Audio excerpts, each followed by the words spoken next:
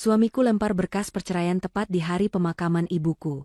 Dia menyodorkannya di tengah jamuan duka dan berkata dingin. Cepat tanda tangani ini, ibumu yang sudah mati itu juga pasti setuju. Seluruh keluargaku sampai syok melihatnya. Aku tidak menangis. Aku langsung menandatangani surat itu, lalu suamiku pergi sambil menggandeng selingkuhannya dengan angkuh. 5 hari kemudian, saat pengacara datang menemuinya, wajah suamiku langsung pucat pasi. Baru saat itulah dia sadar.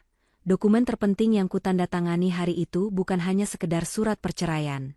Tapi, sebelum ceritanya dimulai, silahkan tulis di kolom komentar dari daerah mana saja teman-teman yang menonton cerita ini. Jangan lupa like dan subscribe agar channel ini bisa semakin berkembang dan bisa mempersembahkan cerita yang lebih menarik lagi. Langit di atas pemakaman umum itu terlihat begitu kelabu, seolah turut merasakan kesedihan yang sedang menyelimuti hati Kaluna. Gerimis turun perlahan membasahi tanah merah yang masih basah, tempat di mana jasad Ibu Laras baru saja dikebumikan. Aroma tanah basah dan bunga tabur menyeruak di udara, bercampur dengan isak tangis tertahan dari beberapa kerabat jauh dan tetangga yang masih setia berdiri di sana. Kaluna masih bersimpuh di samping gundukan tanah itu. Pakaian serba hitam dan hijab sederhana yang ia kenakan sudah sedikit basah terkena air hujan, namun ia tidak bergeming. Tatapannya kosong menatap nisan kayu sederhana yang tertancap di sana. Tidak ada air mata yang jatuh di pipinya saat ini, karena air matanya seolah sudah kering setelah menangis semalaman suntuk di rumah sakit. Kepergian Ibu Laras adalah pukulan terberat dalam hidupnya. Ibunya adalah satu-satunya keluarga yang ia miliki, tempatnya pulang ketika dunia terasa begitu kejam, terutama ketika pernikahannya dengan Anton terasa seperti neraka. Suasana hening dan hikmat itu tiba-tiba rusak oleh suara deru mesin mobil yang terdengar kasar mendekat ke area pemakaman. Beberapa pelayat menoleh dengan kening berkerut.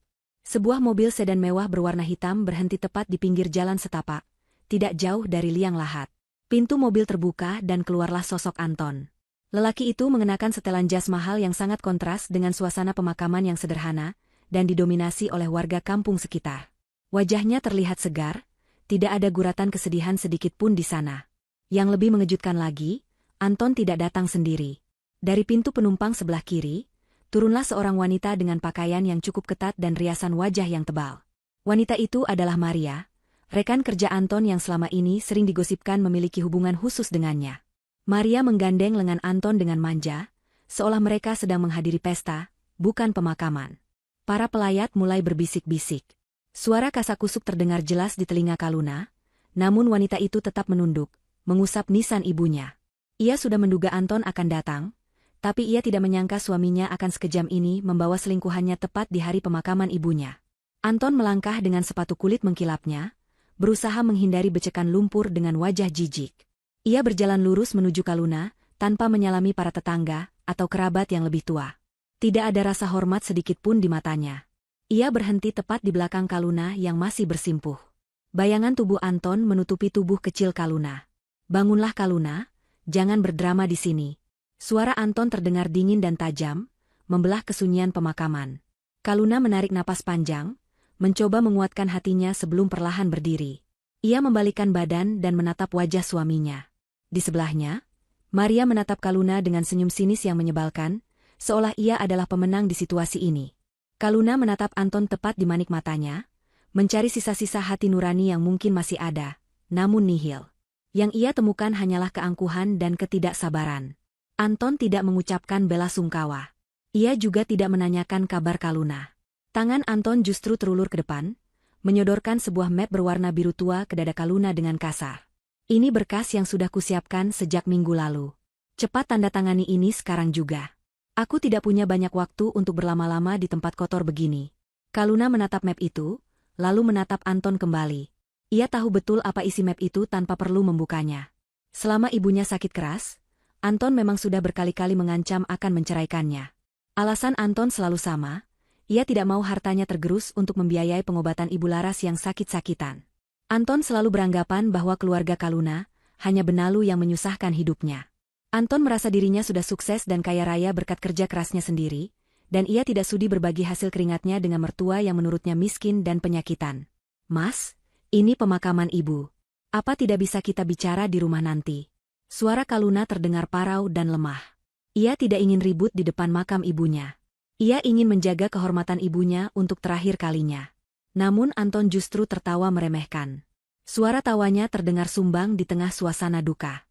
Maria ikut terkikik kecil di sebelahnya sambil menutup mulut dengan tangan yang lentik. Anton maju selangkah lagi, menekan jarak di antara mereka, membuat Kaluna bisa mencium aroma parfum mahal yang menyengat dari tubuh suaminya. Justru karena ini pemakaman ibumu, momennya sangat pas.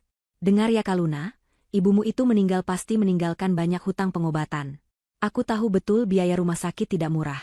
Aku tidak mau terlibat dalam pelunasan hutang-hutang itu. Sebagai suami, aku bisa terseret kalau tidak segera memisahkan harta dan status hukum kita. Jadi, cepat tanda tangani ini. Ibumu yang sudah mati itu juga pasti setuju kamu lepas dariku daripada kamu terus menyusahkanku dengan hutang-hutangnya. Anton mengucapkan kalimat itu dengan lantang, sengaja agar didengar oleh orang-orang di sekitar mereka. Beberapa bapak-bapak tetangga terlihat ingin maju membela, namun ditahan oleh istri mereka. Mereka semua tahu watak Anton yang temperamental dan sombong. Hati Kaluna rasanya seperti diiris sembilu mendengar kata-kata itu. Ibunya baru saja masuk ke dalam tanah, dan Anton sudah menghinanya sedemikian rupa. Namun, di tengah rasa sakit itu, tiba-tiba muncul sebuah perasaan aneh di hati Kaluna. Perasaan lega. Ya, ia merasa lega melihat wajah asli Anton yang begitu telanjang hari ini.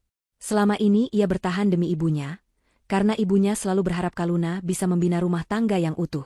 Tapi kini ibu sudah tiada. Tidak ada lagi alasan bagi Kaluna untuk mempertahankan laki-laki berhati iblis di hadapannya ini. Kaluna menatap nisan ibunya sekilas, seolah meminta restu. Dalam hening, ia merasa seolah mendengar suara lembut ibunya yang menyuruhnya untuk melepaskan beban itu. Baiklah kalau itu mau kamu, Mas. Kaluna berkata dengan nada yang tiba-tiba berubah datar dan tenang. Sangat tenang sampai Anton sedikit terkejut mendengarnya. Kaluna mengambil map itu.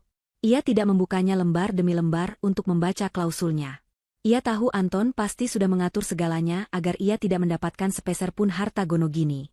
Anton pasti sudah membuat perjanjian pemisahan harta yang merugikan Kaluna. Tapi Kaluna tidak peduli. Ia hanya ingin laki-laki ini pergi dari hadapannya secepat mungkin. Kaluna mengeluarkan pena dari tas kecilnya. Ia meletakkan map itu di atas telapak tangannya sendiri sebagai alas, lalu dengan gerakan tegas, ia membubuhkan tanda tangannya di atas materai yang sudah disiapkan Anton. Wajah Anton terlihat berbinar penuh kemenangan. Ia tersenyum lebar melihat pena itu menari di atas kertas.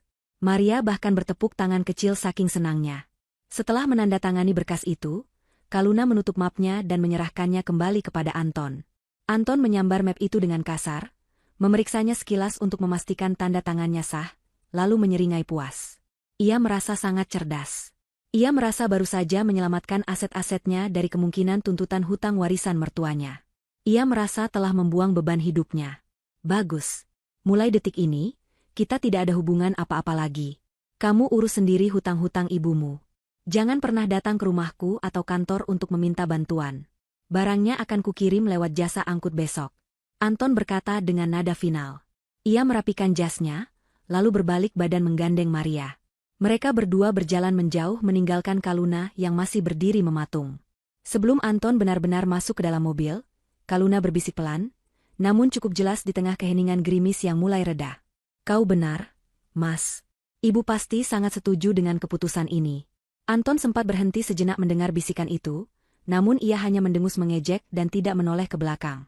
Ia masuk ke dalam mobil, menyalakan mesin, dan melaju kencang membelah jalanan desa yang becek, meninggalkan cipratan lumpur yang mengenai ujung pakaian pelayat. Kaluna menatap mobil itu menghilang di tikungan. Untuk pertama kalinya dalam 5 tahun pernikahannya, bahunya terasa ringan. Ia kembali berlutut di depan nisan ibunya, mengusap kayu itu dengan lembut. Bu, anakmu sudah bebas, bisiknya lirih. Di kejauhan, Pak Agus, pengacara lama kepercayaan ibunya, memperhatikannya dengan tatapan iba sekaligus hormat.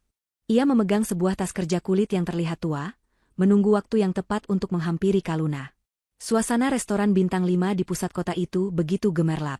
Lampu gantung kristal memantulkan cahaya keemasan ke seluruh ruangan, menciptakan nuansa mewah dan eksklusif. Alunan musik piano klasik terdengar lembut, mengiringi percakapan para tamu yang rata-rata berasal dari kalangan elit. Di salah satu meja terbaik di dekat jendela kaca besar yang menampilkan pemandangan kota di malam hari, Anton dan Maria duduk berhadapan. Di atas meja mereka tersaji berbagai hidangan mahal, mulai dari steak daging impor kualitas terbaik, hingga hidangan penutup yang ditata dengan artistik. Gelas-gelas kristal berisi minuman bersoda dingin berkilauan tertimpa cahaya lampu. Wajah Anton terlihat berseri-seri, rona kemerahan muncul di pipinya, karena terlalu banyak tertawa. Malam ini adalah malam perayaan bagi mereka berdua.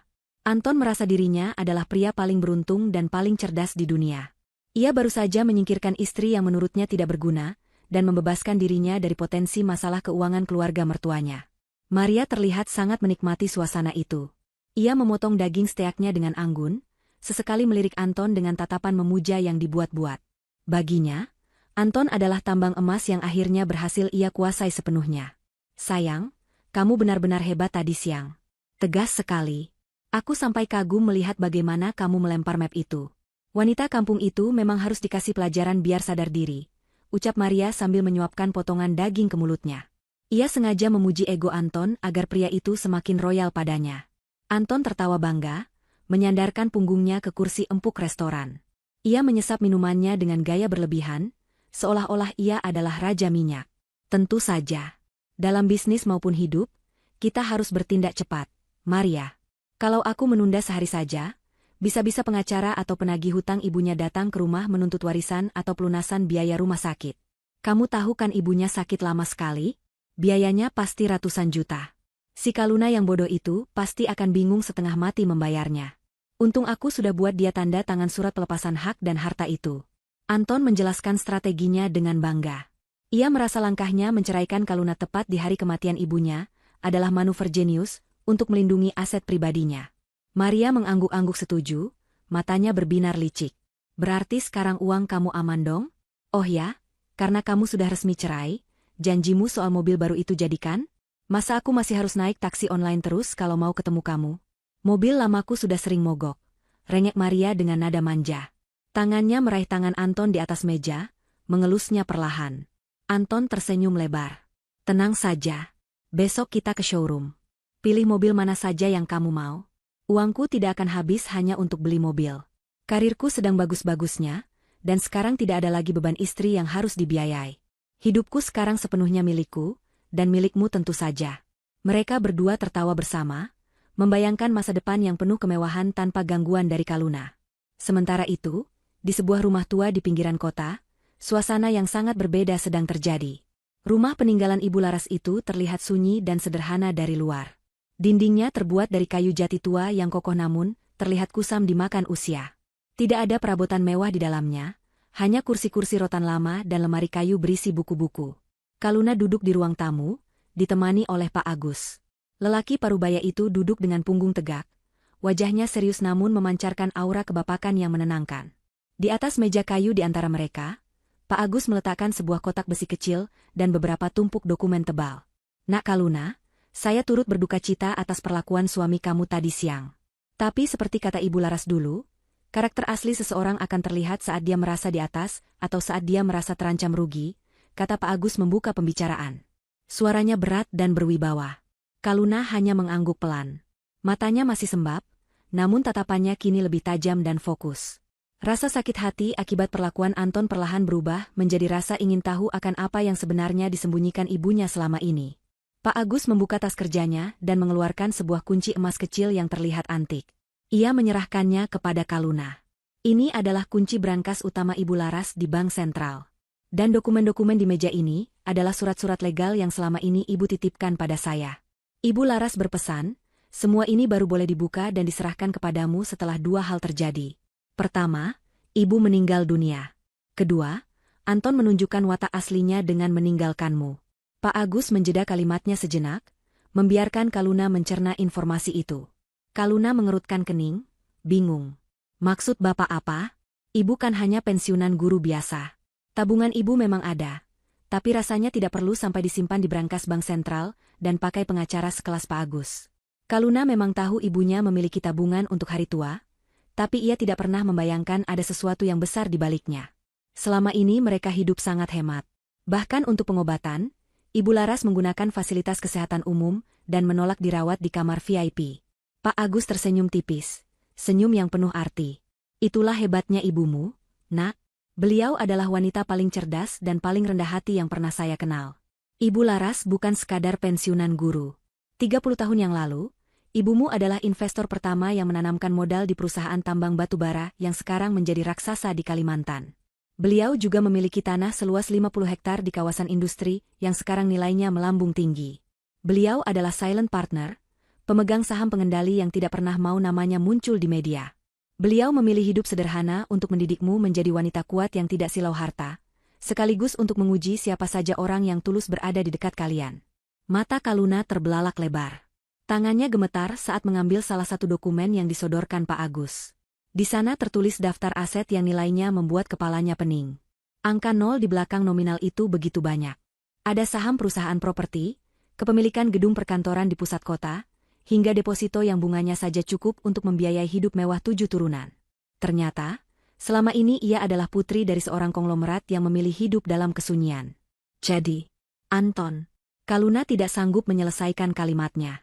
Ia teringat bagaimana Anton selalu menghina ibunya miskin, bagaimana Anton selalu perhitungan soal uang belanja, dan bagaimana Anton tadi siang begitu ketakutan akan warisan hutang. Ya, Anton tidak tahu apa-apa. Dia terlalu sibuk melihat kulit luar dan terlalu sombong untuk menghargai ibumu. Dan dokumen yang dia paksa kamu tanda tangani tadi siang, itu adalah kunci kehancurannya sendiri. Pak Agus menunjuk salinan dokumen perceraian yang tadi ditandatangani Kaluna. Anton membuat klausul pelepasan hak. Dia pikir dia melepaskan hutang. Padahal secara hukum, dia baru saja melepaskan haknya atas harta Gonogini yang nilainya triliunan rupiah ini. Kalau saja dia bersabar menunggu pembacaan wasiat besok, dia mungkin akan mendapatkan bagian yang sudah ibu siapkan. Tapi keserakahannya membuatnya terburu-buru. Kaluna terdiam, menatap dokumen itu dengan perasaan campur aduk. Ada rasa marah karena ia dibohongi tentang kekayaan ini, tapi ada juga rasa kagum pada ibunya yang begitu pandai menjaga rahasia. Dan yang paling kuat, ada rasa keadilan yang mulai tumbuh di hatinya. Anton telah membuang berlian demi memungut batu kerikil. Kembali ke restoran mewah. Anton sedang tertawa lebar menanggapi lelucon Maria, ketika ponselnya bergetar di atas meja. Sebuah notifikasi email masuk. Anton melirik layar ponselnya dengan malas, mengira itu email spam atau laporan pekerjaan biasa. Namun, subjek email itu membuatnya mengernyitkan dahi, pemberitahuan pemblokiran akses properti. Anton meletakkan garpunya dan membuka email itu. Isinya menyatakan bahwa status kepemilikan rumah mewah yang ia tempati saat ini, yang selama ini ia kira sudah aman di bawah namanya, tiba-tiba berubah statusnya menjadi aset dalam sengketa pembekuan sementara oleh sistem pertanahan pusat. Apa ini? Pasti sistem pemerintah sedang error lagi, gumam Anton kesal. Ia mencoba mengabaikannya, namun hatinya mulai merasa tidak enak. Ia mencoba masuk ke aplikasi perbankan di ponselnya untuk mengecek saldo, sekadar untuk menenangkan diri. Namun, saat ia mencoba login, aplikasi itu loading sangat lama. Anton mendengus kesal, menyalahkan sinyal di restoran itu. Ia tidak sadar bahwa di luar sana, roda nasib mulai berputar terbalik, bersiap menggilas kesombongannya tanpa ampun. 5 hari telah berlalu sejak kejadian di pemakaman itu. Suasana di rumah mewah yang ditempati Anton terasa berbeda, meski secara fisik tidak banyak yang berubah. Anton menghabiskan akhir pekannya dengan kegiatan yang menurutnya sangat memuaskan, yaitu menyingkirkan jejak-jejak keberadaan Kaluna dari rumah itu. Di ruang tengah, tumpukan kardus bekas mie instan berjejer tidak rapi. Anton dengan kasar melempar pakaian-pakaian Kaluna ke dalam kardus tersebut. Ia mendengus jijik saat memegang baju-baju gamis dan daster Kaluna yang warnanya sudah memudar dan kainnya mulai menipis. Ia baru sadar betapa sedikitnya barang yang dimiliki istrinya itu. Tidak ada tas bermerek. Tidak ada sepatu hak tinggi yang mahal. Bahkan peralatan kosmetik Kaluna hanya terdiri dari bedak bayi dan pelembab wajah murah yang bisa dibeli di minimarket. Anton merasa heran sekaligus bangga. Ia heran bagaimana bisa ia bertahan hidup selama 5 tahun dengan wanita yang begitu membosankan dan tidak pandai merawat diri seperti Kaluna. Namun di sisi lain, ia bangga karena selama ini ia berhasil menekan pengeluaran rumah tangga seminim mungkin. Ia selalu memberi jatah bulanan yang sangat pas-pasan kepada Kaluna dengan alasan menabung untuk masa depan. Padahal uang itu ia gunakan untuk memanjakan dirinya sendiri dan membelikan hadiah-hadiah mewah untuk Maria. Sambil melakban kardus terakhir, Anton melirik ponselnya yang tergeletak di atas meja kaca. Layar ponsel itu gelap, tidak ada notifikasi pesan atau panggilan masuk. Ini yang membuat Anton merasa ganjil sejak 3 hari lalu. Keheningan ini sangat mengganggunya. Seharusnya, menurut skenario yang ada di kepala Anton, Kaluna akan menghubunginya sambil menangis-nangis. Wanita itu seharusnya menelepon dan memohon agar Anton tidak mengusirnya, atau setidaknya meminta sedikit uang pesangon untuk menyambung hidup. Kaluna adalah wanita yatim piatu yang tidak punya pekerjaan dan tidak punya keahlian. Logikanya, dia akan mati kelaparan tanpa bantuan Anton. Anton sudah menyiapkan serangkaian kalimat hinaan untuk menolak permohonan Kaluna nanti, sebagai kepuasan terakhirnya. Tapi kenyataannya, ponsel Anton sepi. Tidak ada satupun pesan dari Kaluna. Bahkan saat Anton mengecek status aplikasi pesan singkatnya, foto profil Kaluna sudah hilang, dan sepertinya nomor Anton sudah diblokir. Keheningan ini membuat ego Anton sedikit tergores. Apakah wanita itu benar-benar tidak butuh bantuannya? Atau dia terlalu malu untuk mengemis?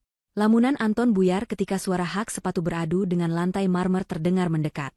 Maria muncul dari kamar tidur utama dengan wajah cemberut. Ia mengenakan pakaian rapi, siap untuk pergi. Wanita itu berjalan menghentak-hentak dan langsung duduk di sofa sambil melipat tangan di dada. Wajah cantiknya ditekuk, tanda sedang merajuk. Anton menghela napas panjang, tahu betul apa yang akan dikeluhkan wanita ini. Sejak kemarin, Maria terus menagih janji soal mobil baru.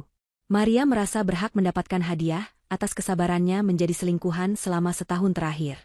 Mas, jadi tidak sih kita ke showroom hari ini? Teman-temanku sudah tanya terus di grup arisan, kapan aku bawa mobil baru. Aku malu kalau terus-terusan naik taksi online atau nebeng kamu. Katanya setelah cerai dari si wanita kampung itu, uangmu jadi bebas. Mana buktinya? Maria merengek dengan nada tinggi yang memekakan telinga. Anton segera menghampiri Maria dan duduk di sebelahnya, mencoba membujuk. Ia merangkul bahu Maria, namun ditepis dengan kasar. Iya, sayang. Sabar sedikit. Hari ini kita berangkat. Kamu tinggal tunjuk mau mobil yang mana, nanti langsung Mas bayar tunai atau lunasin uang mukanya. Mas cuma lagi nunggu konfirmasi dari bank saja, kemarin ada sedikit gangguan sistem sepertinya, jawab Anton dengan nada menenangkan. Sebenarnya Anton agak khawatir. Sejak notifikasi email tentang pemblokiran aset properti tempo hari, ia belum sempat ke bank untuk mengurusnya karena sibuk di kantor. Selain itu, beberapa kali ia mencoba mentransfer uang operasional kantor ke rekening pribadinya seperti biasa, namun transaksinya selalu gagal dengan keterangan, verifikasi ditolak. Tapi Anton yakin itu hanya masalah administrasi biasa, karena ia belum memperbarui data KTP-nya. Akhirnya, dengan sedikit paksaan, Anton membawa Maria ke salah satu showroom mobil ternama di pusat kota. Maria langsung bersemangat kembali begitu melihat deretan mobil mengkilap di ruang pamer. Ia berlarian kecil menunjuk sebuah mobil jenis sedan city car berwarna merah menyala keluaran terbaru. Harganya cukup fantastis untuk ukuran mobil kota, tapi Maria tidak peduli. Ia langsung meminta test drive dan mendesak Anton untuk segera membayarnya saat itu juga. Anton, yang tidak ingin kehilangan muka di depan selingkuhannya dan para sales yang melayaninya dengan ramah, mengangguk setuju dengan gaya sok kaya. Mereka duduk di meja transaksi. Ruangan itu dingin oleh pendingin udara, tapi keringat dingin mulai menetes di pelipis Anton. Sales mobil menyodorkan mesin EDC untuk pembayaran uang muka. Anton mengeluarkan kartu debit platinum andalannya dengan percaya diri. Ia memasukkan kartu itu ke mesin, menekan PIN, dan menunggu. 1 detik, 2 detik, 5 detik. Mesin itu berbunyi bip panjang. Kertas truk keluar sedikit dengan tulisan merah, transaksi ditolak. Anton mengerutkan kening. Ia tertawa canggung pada sales di depannya. Ah, mungkin chipnya kotor. Coba gesek lagi, Mas, kata Anton sambil menggosok kartu itu ke celananya. Sales itu mencoba lagi. Hasilnya sama. Ditolak. Wajah Anton mulai memerah menahan malu. Maria di sebelahnya mulai menyikut pinggang Anton dengan kesal. Mas, jangan bikin malu dong. Pakai kartu yang lain saja, bisik Maria tajam. Anton buru-buru mengeluarkan kartu kredit dari dompetnya. Ia punya 3 kartu kredit dengan limit besar. Ia mencoba kartu pertama. Ditolak. Kartu kedua. Ditolak dengan keterangan, hubungi bank penerbit. Kartu ketiga, nasibnya sama. Suasana di meja itu menjadi hening dan canggung. Sales mobil itu saling berpandangan dengan rekannya. Senyum ramah mereka mulai berubah menjadi tatapan curiga. Anton merasa seperti ditelanjangi di depan umum. Maaf Pak Anton, sepertinya semua kartu Bapak statusnya bloket atau dibekukan dari pusat. Mungkin Bapak bisa selesaikan dulu urusannya dengan pihak bank. Baru kembali lagi ke sini, ucap manajer showroom yang tiba-tiba datang menengahi, dengan nada sopan namun tegas mengusir secara halus. Maria langsung berdiri dengan wajah merah padam karena marah dan malu. Ia menyambar tasnya dan berjalan keluar showroom tanpa menunggu Anton. Anton mengejarnya dengan napas terengah-engah, mencoba menjelaskan bahwa ini pasti kesalahan sistem perbankan nasional. Sepanjang perjalanan pulang, suasana di dalam mobil hening mencekam. Maria mendiamkan Anton, sibuk bermain ponsel dengan wajah masam. Anton memukul setir dengan frustrasi. Pikirannya kacau. Kenapa semua rekeningnya bermasalah di saat yang bersamaan? Ia merasa ada yang tidak beres. Tapi logikanya belum bisa menerima bahwa ini adalah masalah besar. Ia masih berpikir positif bahwa besok ia bisa memarahi customer service bank, dan semuanya akan kembali normal. Sesampainya di rumah, hari sudah sore. Anton berniat mandi air dingin untuk mendinginkan kepalanya yang mau pecah. Namun, baru saja ia melepas dasi, bel pintu rumah berbunyi. Bunyinya panjang dan mendesak. Anton menggerutu kesal. Dalam hatinya, ia berharap itu adalah Kaluna. Ya, pasti Kaluna.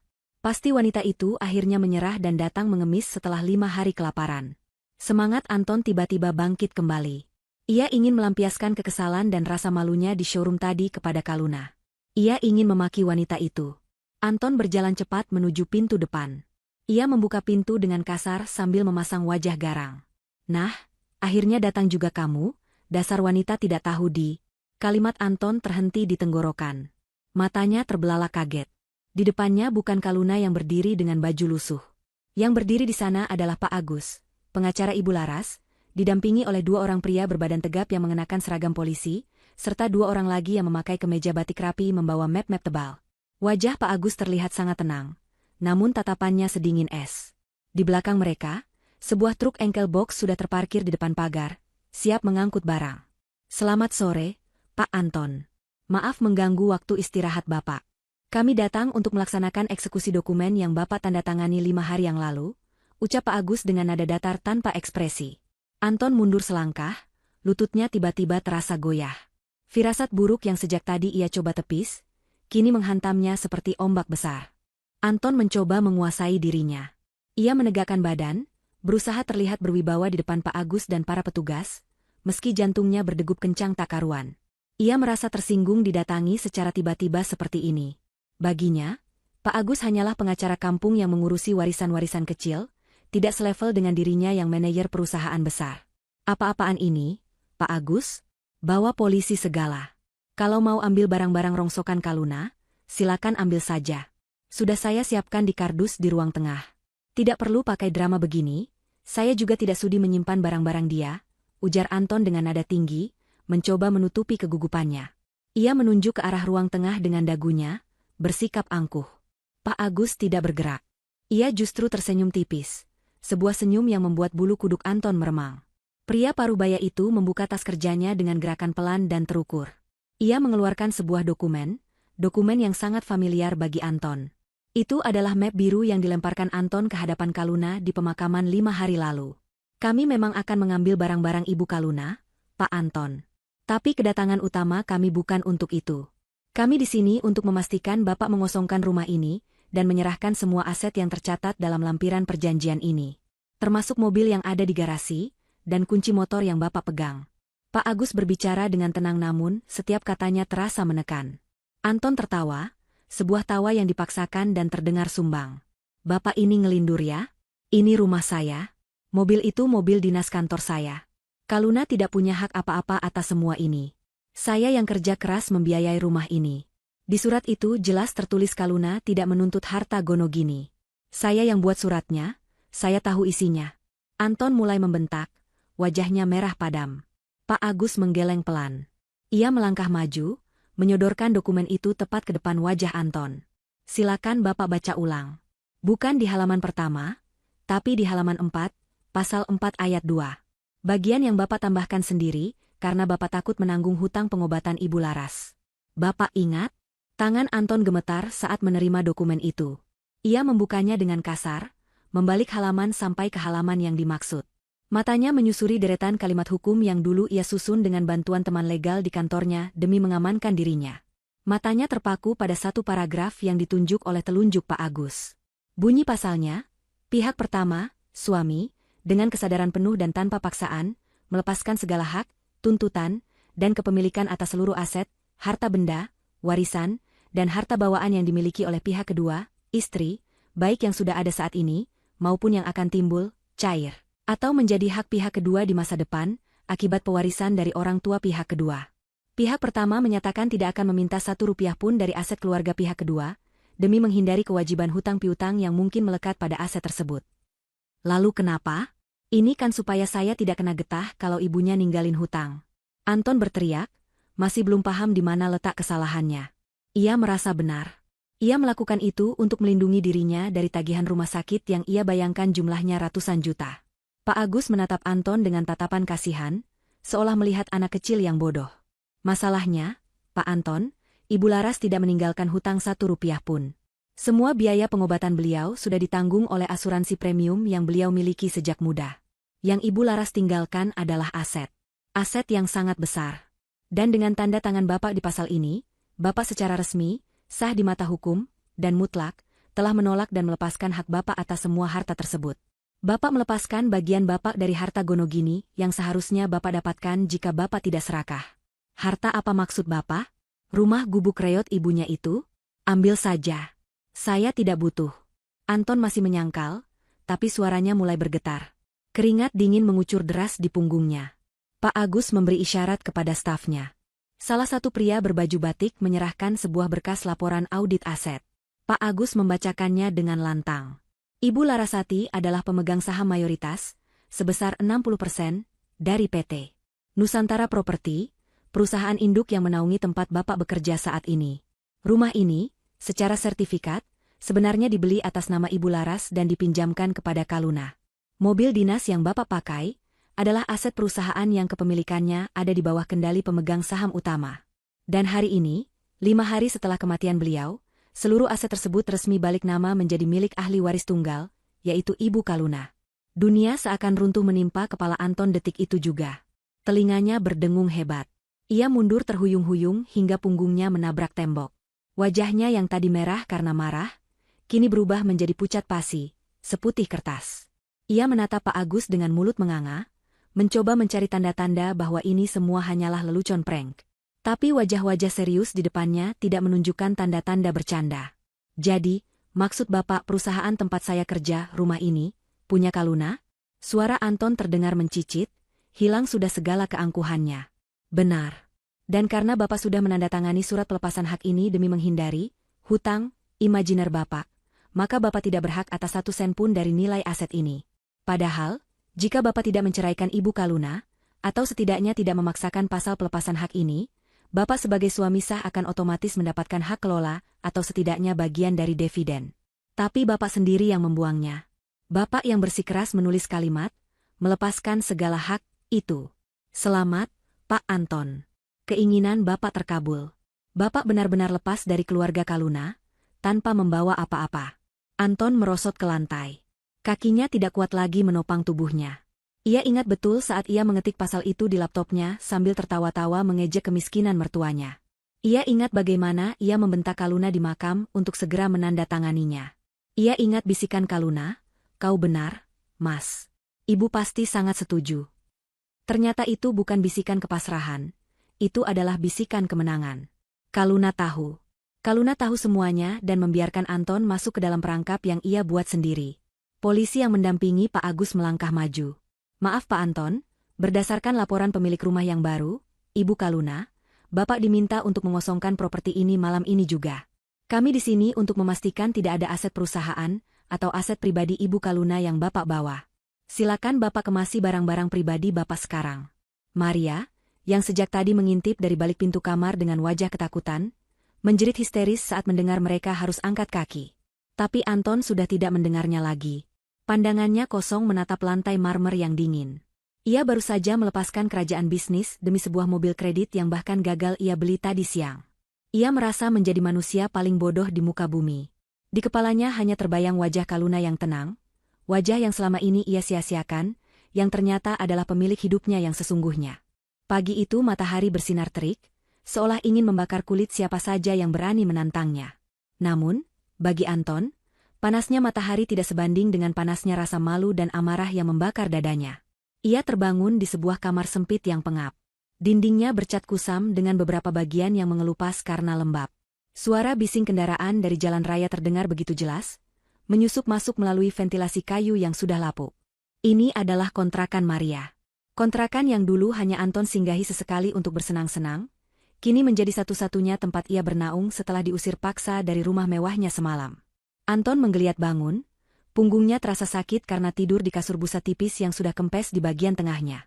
Ia menatap langit-langit kamar yang rendah, mencoba mengingat kembali kejadian mengerikan semalam. Bayangan Pak Agus dan para polisi yang mengawasinya mengemasi baju ke dalam koper masih menghantuinya. Ia benar-benar diusir seperti kucing kurap dari istananya sendiri. Anton bangkit dengan gontai. Ia harus pergi ke kantor.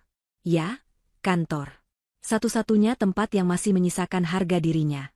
Di sana, ia adalah seorang manajer operasional yang disegani. Di sana, ia memiliki kuasa.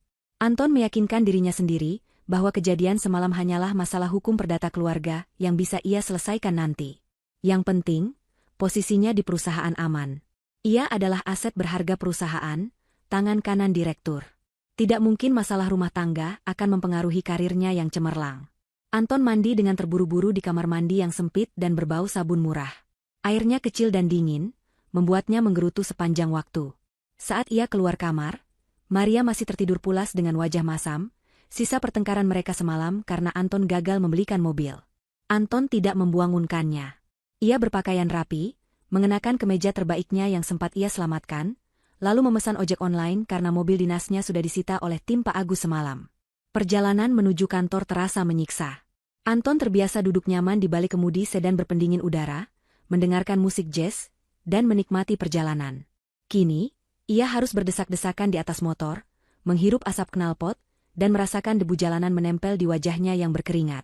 Sesampainya di lobi gedung pencakar langit tempatnya bekerja, Anton langsung menuju toilet untuk merapikan penampilannya. Ia membasuh wajah, menyisir rambut, dan memastikan tidak ada debu yang menempel di kemejanya. Ia menatap pantulan dirinya di cermin. Wajahnya terlihat lelah, kantung matanya menghitam, tapi sorot matanya masih memancarkan keangkuhan. Ia adalah Anton, sang manajer sukses. Tidak ada yang boleh melihatnya lemah. Anton melangkah keluar dari toilet dan berjalan menuju lift. Beberapa karyawan yang berpapasan dengannya mengangguk hormat, namun Anton merasa ada yang aneh. Tatapan mereka tidak seperti biasanya. Ada bisik-bisik yang terhenti begitu ia lewat. Ada lirikan mata yang mencurigakan. Anton mencoba mengabaikannya. Ia masuk ruangannya yang luas di lantai 20. Ruangan itu dingin dan nyaman, kontras dengan kontrakan Maria. Anton duduk di kursi kulitnya yang empuk, menghela napas lega. Setidaknya di sini, dunia masih dalam genggamannya. Ia membuka laptop, berniat memeriksa jadwal rapat hari ini. Ada agenda rapat umum pemegang saham luar biasa, RUPSLB, pagi ini. Anton tahu tentang rapat ini, katanya ada pengumuman tentang restrukturisasi kepemilikan saham, tapi ia tidak terlalu ambil pusing karena ia yakin posisinya aman. Pukul 10 tepat, Anton melangkah menuju ruang rapat utama dengan percaya diri. Di dalam ruangan, jajaran direksi dan manajer senior sudah berkumpul. Suasana terasa tegang dan hening. Tidak ada gurauan atau obrolan santai seperti biasanya sebelum rapat dimulai. Pak Direktur Utama duduk dengan wajah pucat dan gelisah, tangannya terus-menerus mengetuk meja. Anton duduk di kursinya yang biasa, di sebelah kanan Direktur. Ia mencoba bertanya pada rekan di sebelahnya tentang apa yang terjadi, tapi rekannya hanya menggeleng pelan dan memberi isyarat agar Anton diam. Pintu ruang rapat yang terbuat dari kayu jati tebal itu tertutup rapat. Pendingin udara mendesis pelan, menambah kebekuan suasana. Tiba-tiba, pintu ruang rapat terbuka lebar. 2 orang petugas keamanan berseragam rapi masuk lebih dulu, berdiri di sisi pintu seolah menyambut tamu agung. Semua orang di dalam ruangan sontak berdiri, termasuk Anton yang ikut berdiri karena refleks. Detik berikutnya, sosok Pak Agus melangkah masuk. Pengacara tua itu mengenakan setelan jas formal yang sangat rapi, berbeda dengan penampilannya yang sederhana saat di pemakaman.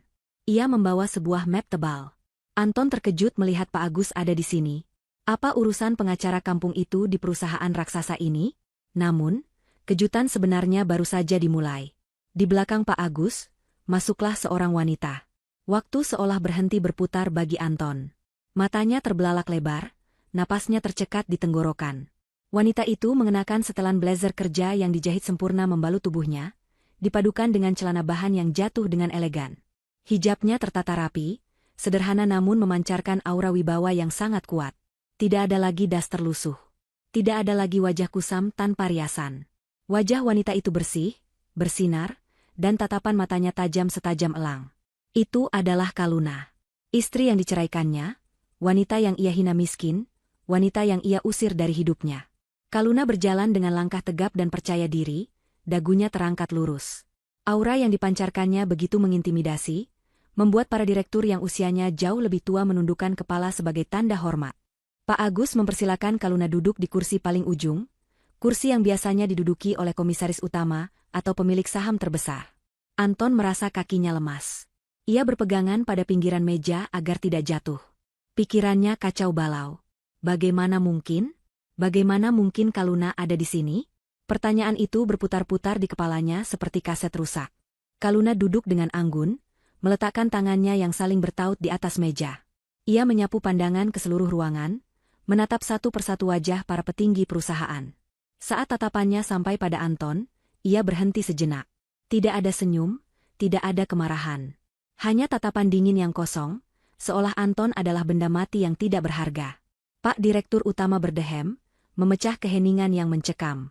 Selamat pagi semuanya. Terima kasih sudah hadir. Hari ini, saya ingin memperkenalkan pemilik baru dari mayoritas saham perusahaan kita, Nusantara Property Group. Berdasarkan akta pemindahan hak waris yang telah disahkan kemarin sore, seluruh saham kepemilikan mendiang Ibu Larasati kini telah resmi berpindah tangan kepada putri tunggal beliau, Ibu Kaluna. Mulai hari ini, Ibu Kaluna menjabat sebagai komisaris utama yang akan memegang kendali penuh atas arah kebijakan perusahaan. Suara tepuk tangan sopan terdengar memenuhi ruangan, namun telinga Anton berdengung hebat seolah ada ribuan lebah di dalamnya. Ia tidak bisa mendengar apa-apa lagi. Ia hanya melihat bibir orang-orang bergerak. Ia melihat Kaluna mengangguk terima kasih. Jadi benar, apa yang dikatakan Pak Agus semalam bukan gertakan. Perusahaan tempatnya bekerja, tempatnya membanggakan diri selama ini, ternyata milik mertuanya. Dan sekarang, milik mantan istrinya. Anton merasa seperti tikus yang terperangkap di dalam kandang singa. Ia menatap Kaluna dengan tatapan memohon, berharap wanita itu tidak melihatnya, atau setidaknya melupakannya. Kaluna mulai berbicara. Suaranya tenang namun tegas, intonasinya jelas dan berwibawa. Ia berbicara tentang visi perusahaan ke depan, tentang efisiensi, dan tentang integritas. Ia menguasai materi dengan sangat baik, seolah ia memang dilahirkan untuk memimpin. Anton baru sadar, selama ini ia buta. Ia tidak pernah tahu bahwa Kaluna sering membaca buku-buku bisnis milik ibunya. Ia tidak pernah tahu bahwa di balik kediaman Kaluna, tersimpan kecerdasan yang luar biasa. Kaluna sedang mempresentasikan masa depan perusahaan, namun bagi Anton, setiap kata yang keluar dari mulut Kaluna terdengar seperti vonis hukuman mati baginya. Saya telah meninjau laporan keuangan dan kinerja manajemen selama 5 tahun terakhir, ucap Kaluna sambil membuka map di depannya. Matanya kembali terkunci pada Anton. Saya menemukan banyak ketidakefisienan. Banyak pengeluaran yang tidak perlu, manipulasi laporan operasional, dan gaya hidup manajemen yang tidak mencerminkan budaya perusahaan yang sehat. Ibu saya membangun perusahaan ini dengan kejujuran. Saya tidak akan mentolerir adanya benalu yang menggerogoti pohon yang sehat. Kata, benalu, itu diucapkan dengan penekanan khusus. Anton tahu persis kata itu ditujukan untuknya. Itu adalah kata yang sering ia gunakan untuk menghina keluarga Kaluna. Kini, kata itu berbalik menghantam wajahnya dengan telak. Keringat dingin mengucur deras di dahi Anton. Ia ingin lari keluar dari ruangan itu, tapi kakinya seolah dipaku ke lantai. Ia terjebak dalam mimpi buruk yang paling mengerikan. Rapat itu berlangsung selama 2 jam, namun bagi Anton rasanya seperti 2 abad. Selama itu pula ia harus menahan rasa malu, rasa takut, dan rasa penyesalan yang bercampur aduk menjadi satu. Sementara Kaluna, sang ratu baru, duduk di singgasananya dengan gemilang, tidak tersentuh, dan tak terjangkau lagi oleh tangan kotor Anton. Rapat akhirnya selesai. Satu persatu direksi keluar ruangan sambil menyalami Kaluna dengan hormat, mencoba mencari muka pada pimpinan baru. Anton sengaja menunggu sampai ruangan sepi. Ia berdiri kaku di pojok ruangan, membiarkan orang lain pergi lebih dulu. Pikirannya bekerja keras mencari celah. Ia mengenal Kaluna. Selama 5 tahun hidup bersama, ia tahu Kaluna adalah wanita yang lembut dan pemaaf. Kaluna yang dulu selalu menuruti apa katanya. Kaluna yang dulu rela makan nasi sisa demi berhemat. Anton yakin, di balik penampilan barunya yang dingin itu, masih ada Kaluna yang mencintainya. Anton mulai menyusun skenario di kepalanya. Ia akan mengaku salah, ia akan menangis, ia akan mengatakan bahwa ia melakukan semua ini karena tekanan pekerjaan. Ia akan memanipulasi perasaan Kaluna seperti yang biasa ia lakukan. Setelah Pak Direktur Utama keluar, kini tinggal Kaluna, Pak Agus, dan 2 orang staf keamanan di dalam ruangan. Kaluna sedang membereskan berkas-berkasnya, sama sekali tidak menoleh ke arah Anton. Anton memberanikan diri melangkah mendekat. Ia mengatur ekspresi wajahnya menjadi sesedih mungkin, bahunya diturunkan agar terlihat rapuh. Kaluna, panggil Anton dengan suara lirih yang dibuat bergetar. Kaluna tidak menjawab. Ia tetap sibuk memasukkan pena ke dalam tas kerjanya. Pak Agus yang berdiri di samping Kaluna melangkah maju, menghalangi Anton. Maaf Pak Anton, ada keperluan apa? Jika urusan pekerjaan, silakan hubungi sekretaris korporat. Jika urusan pribadi, rasanya sudah tidak ada lagi yang perlu dibicarakan. Anton mengabaikan Pak Agus. Ia menatap lurus ke arah Kaluna. Dek, tolong dengarkan Mas dulu. Mas tahu masalah. Mas hilaf waktu di pemakaman itu. Mas lagi stres berat. Dek, pikiran Mas kacau karena takut tidak bisa membahagiakan kamu kalau kita terlilit hutang. Mas melakukan itu demi kita, Dek. Demi masa depan kita. Anton mulai melancarkan jurus manipulasinya. Ia bahkan menjatuhkan dirinya berlutut di lantai marmer yang dingin, tepat beberapa langkah dari meja Kaluna. Kaluna akhirnya menghentikan kegiatannya. Ia mengangkat wajah dan menatap Anton yang sedang berlutut. Tatapannya masih sama, datar dan tanpa emosi. Perlahan, Kaluna berdiri dan berjalan memutari meja, mendekati Anton tapi tetap menjaga jarak aman. Ia memberi isyarat pada Pak Agus untuk membiarkannya bicara. Demi kita? Tanya Kaluna pelan. Nada suaranya terdengar geli, seolah baru saja mendengar lelucon yang tidak lucu. Sejak kapan ada kata, kita, dalam kamus hidupmu, Mas? Selama 5 tahun, yang ada hanya, kamu, dan ambisimu. Kamu yang makan enak di luar sementara aku makan telur dadar di rumah. Kamu yang beli baju mahal sementara aku dilarang beli bedak. Kamu yang selingkuh dengan Maria sementara aku merawat ibu sendirian di rumah sakit. Bagian mana yang kamu sebut demi kita? Anton tercekat. Ia tidak menyangka Kaluna akan menjawab setajam itu. Ia mencoba meraih ujung celana Kaluna, tapi Kaluna mundur selangkah dengan cepat. Dek, Mas minta maaf. Mas janji akan berubah. Mas akan putuskan Maria sekarang juga. Mas akan kembali padamu. Kita mulai lagi dari nol ya. Kamu kan istri yang solehah, pasti kamu mau memaafkan suami. Ingat janji pernikahan kita dulu, Dek. Kaluna tertawa kecil, tawa yang terdengar sangat kering. Janji pernikahan sudah kamu ludahi tepat di atas makam ibu, Mas. Kamu yang melempar map itu. Kamu yang bilang ibu setuju. Dan sekarang, saat kamu tahu aku punya segalanya, kamu tiba-tiba ingat janji pernikahan? Kamu bukan mencintaiku, Mas. Kamu mencintai uang yang sekarang ada di tanganku.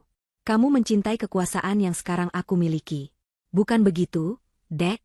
Mas tulus. Mas baru sadar kalau Mas tidak bisa hidup tanpamu. Seru Anton putus asa. Air mata buaya mulai keluar dari sudut matanya. Cukup. Hentikan drama murah ini, Anton. Panggilan, Mas, sudah hilang. Digantikan dengan nama yang terdengar asing. Aku bukan lagi wanita bodoh yang bisa kamu bohongi dengan air mata palsu. Kamu bilang ibu setuju kita pisahkan? Ya, ibu memang setuju. Ibu sudah menyiapkan jalan ini untukku. Jalan untuk membuang sampah dari hidupku agar aku bisa bernapas lega. Kaluna menoleh ke arah pintu. Pak Darso, silakan masuk. Pintu terbuka dan masuklah manajer SDM, sumber daya manusia, didampingi 2 petugas keamanan gedung. Pak Darso tampak canggung melihat Anton berlutut di lantai, tapi ia berusaha tetap profesional. Ia membawa sebuah amplop putih panjang. Anton bingung. Ia menatap Kaluna dan Pak Darso bergantian. Apa ini? Tanya Anton panik. Ia mulai berdiri, membersihkan lututnya. Kaluna kembali duduk di kursinya, menyilangkan kaki dengan anggun.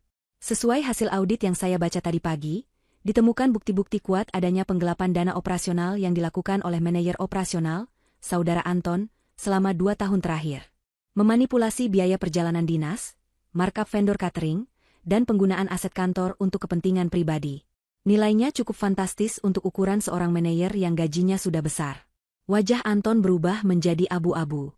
Ia tidak menyangka Kaluna akan bergerak secepat ini. Ia pikir audit butuh waktu berbulan-bulan. Tapi ternyata tim Pak Agus sudah bekerja dalam diam sejak Ibu Laras meninggal. Itu bisa saya jelaskan, Bu. Itu kesalahpahaman administrasi. Anton tergagap. Tidak ada yang perlu dijelaskan. Buktinya sudah lengkap dan sudah diserahkan ke tim legal. Pak Darso, silakan. Perintah Kaluna. Pak Darso maju dan menyerahkan amplop itu kepada Anton. Surat pemutusan hubungan kerja, PHK, dengan tidak hormat, Pak Anton. Efektif per detik ini. Karena alasan pemecatan adalah pelanggaran berat dan tindak pidana penggelapan, maka Bapak tidak berhak atas pesangon sepeser pun. Kami juga meminta Bapak menyerahkan kartu identitas karyawan, kunci akses ruangan, dan laptop kantor sekarang juga. Anton memegang amplop itu dengan tangan gemetar. Ia menatap Kaluna dengan tatapan tidak percaya. Kau tega melakukan ini padaku? Aku ini suamimu. Maksudku, mantan suamimu. Kita pernah hidup bersama. Kaluna menatap Anton lurus-lurus. Justru karena kita pernah hidup bersama, aku tahu persis watakmu. Aku tahu kamu tidak akan pernah belajar kalau tidak dipukul keras oleh kenyataan. Anggap saja ini pelajaran terakhir dariku. Pelajaran tentang tanggung jawab yang tidak pernah kamu miliki. Sekarang, silakan keluar dari kantorku. Kamu membuat udara di sini jadi tidak segar. Petugas keamanan maju, memegang lengan Anton kiri dan kanan. Anton mencoba memberontak. Lepaskan. Aku bisa jalan sendiri. Jangan sentuh aku. Teriak Anton histeris. Ia merasa harga dirinya diinjak-injak sampai hancur lebur. Ia diseret keluar dari ruang rapat, melewati lorong kantor yang kini dipenuhi karyawan yang menonton. Berita pemecatan Anton menyebar secepat kilat. Semua mata menatapnya.